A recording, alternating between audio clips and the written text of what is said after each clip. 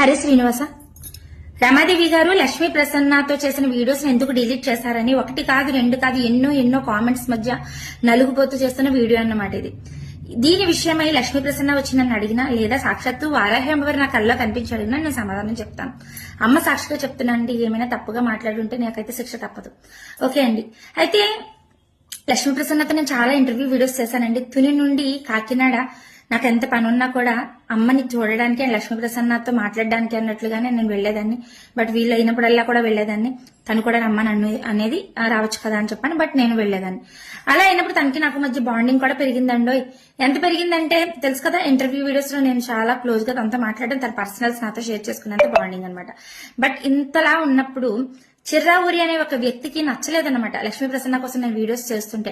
But నేను చాలా selfie videos చేస్తాను అనమాట, లక్ష్మీ ప్రసన్న ఇది అది అని చెప్పేసాను. ఆ టైంలో చూసి తట్టుకోలేక వీడియోస్ అన్ని చూసిన తర్వాత ఇతను నన్ను ట్రోల్ చేయడం మొదలు పెట్టాడు తన ఛానల్లో. ఆ టైంలో ఎందుకు ఇలా ట్రోల్ చేస్తున్నారండి నా వీడియోస్ ని తీసుకువెళ్ళి అంటే, అమ్మ నువ్వు లక్ష్మీ ప్రసన్నతో చేసిన వీడియోస్ అన్ని డిలీట్ చేసేయాలి అని చెప్పారు. బట్ అదే విషయాన్ని నేను తనతో చెప్పి, తల్లి నేను ఇలా డిలీట్ చేసేస్తున్నాను, నాకు ఈ తలపోటు తట్టుకోలేకపోతున్నాను, మా వారు కూడా చాలా తిడుతున్నారు, నన్ను వద్దంటున్నారు అంటే, వద్దొద్దు నువ్వు వీడియోస్ డిలీట్ చేయొద్దు, నీ గురించి నేను కూడా స్టాండ్ తీసుకుంటాను, నువ్వు వీడియోస్ చెయ్యు, దాన్ని నేను కొలాబరేషన్ చేస్తాను, బట్ నీ కోసం నేను ఒక వీడియో కూడా చేసి పెడతాను అని చెప్పిందండి. చెప్తే ఓకే నిజమని నమ్ముతాం కదా, అందులో అమ్మవారి దగ్గర ఉంది కదా, అన్ని అలాగే ఉంటదేమో కరెక్ట్ గా ఉంటదేమో మనిషి అనుకుని నమ్మి నేను వీడియోస్ చేశాను. 2 రోజులుగా వీడియోస్ ని కొలాబరేషన్ నుంచి తీసేస్తుంది. అంటే ఆ వీడియోస్ తో తనకి ఏం సంబంధం లేదనమాట. వెళ్ళిపోయింది బయటికి. ఎందుకు వెళ్ళిపోయావమ్మా అంటే తనకి భయం వేసింది.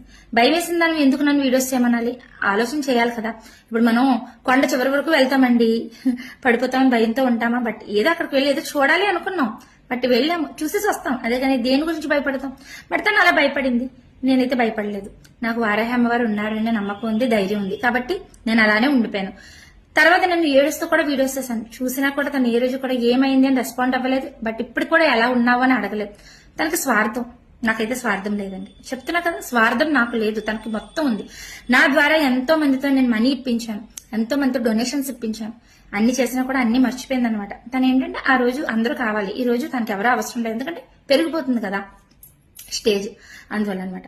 బట్ అదే టైంలో వారాహి అమ్మవారితో నేను దూరం అయిపోయాను అని బాధపడ్డాను. వారాహి అమ్మవారి గుడికి వెళ్ళలేకపోతున్నాను బాధపడ్డాను. అమ్మని ఇంట్లో ఉండే దండం పెట్టుకున్న టైంలో ఏదైతే రాజమండ్రిలో వారాహి అమ్మవారి గుడి ఉందో, సాక్షాత్తు వారాహి అమ్మవారే పంపినట్టుగా ఆయన నాకు ఫోన్ చేసి, రమాదేవి గారు మా గుడి ఉంది మీరు రండి అని చెప్పని అనడంతో నేను చాలా సంతోషించాను అనమాట. అమ్మ నన్ను వదలలేదు, అమ్మ నాతో ఇంకా తన గురించి చెప్పించుకోవాలనుకుంటుంది అనిపించి నేను వారాహి అమ్మవారి టెంపుల్కి వెళ్లి చెప్పాను అనమాట. అంతేనండి, ఇంకేం జరగలేదు. ఎవరైనా స్వార్థంగా ఆలోచించే వ్యక్తుల కోసం నేను మాట్లాడను. అమ్మాయి నా వీడియోస్ డిలీట్ చేస్తుంది, బట్ నేను కూడా డిలీట్ చేయాలనిపించి చేయడం అయితే కాదండి. బట్ నాకు మనసు బాగాలేదు, అందువల్ల నేను డిలీట్ చేశాను అనమాట.